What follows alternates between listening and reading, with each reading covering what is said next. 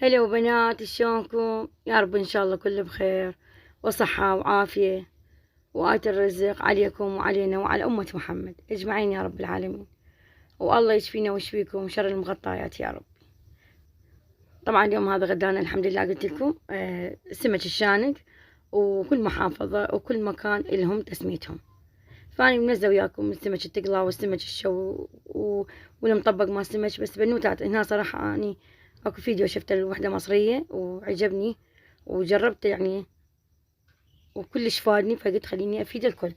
بنوتات شوف هذا الليمون اللي عصرناه هسه على السمك، وهنا طبعا تتبيله خف. واحد يسأل انه هو كاري وبهارات مال السمك وشوية كركم وملح وعصرة مال ليمونة، مو ليمونة واحدة، ليمونتين عصرتهن. وهنا الملح من داخله يعني بطن السمكة والبهارات حتى كلها تاخذ نفس الطعم. فتقبل ساعة ساعة ونص تتبلينه وتنقعين تسمن وتبلشون تقلون، وإن شاء الله يا رب تاكلون مليون ألف عافية. هنا بنوتات خلينا الزيت. بنوتات أول ما يحمى الزيت عندنا وريد نقلي، قبل لا نقلي ننزل الليمون اللي عصرناه للسمك. بنوتات من تنزلون الليمون شوية وتخلونه الريحة تطلع مالته، تخلون السمك. تنسون بعد اكو سمك يتقلى واكو زفرة السمك. والله العظيم يعني عن تجربة اني جربت هذا الشيء، والله صلوات على محمد. يعني ابد يعني تدرون احنا اكثر البيوت بيوت حتى لو صغار، وهسه الشتاء والناس مسددة مثل البوب ودنيا باردة، فدائما تصير ريحة بالبيت مال السمك.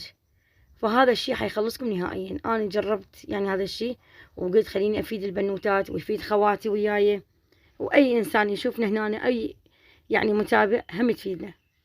بنوتات قلت لكم من تعصرون الليمون تخلونه على صفحة، وأول ما يحمدين تخلونه.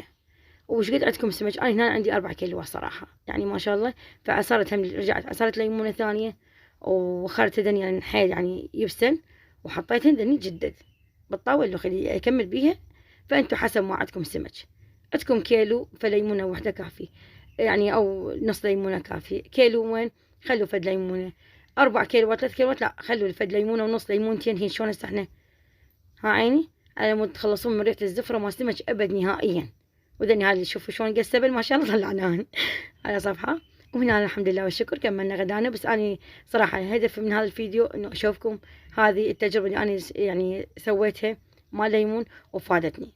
ولا تنسونا باللايك والاشتراك، وسهمنا وسهمكم مليون ألف عافية.